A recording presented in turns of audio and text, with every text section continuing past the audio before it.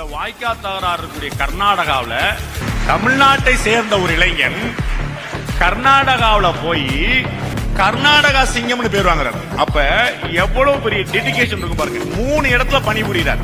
ஒரு 2 டிஸ்ட்ரிக்ட், ஒரு சிட்டி பெங்களூர்ல.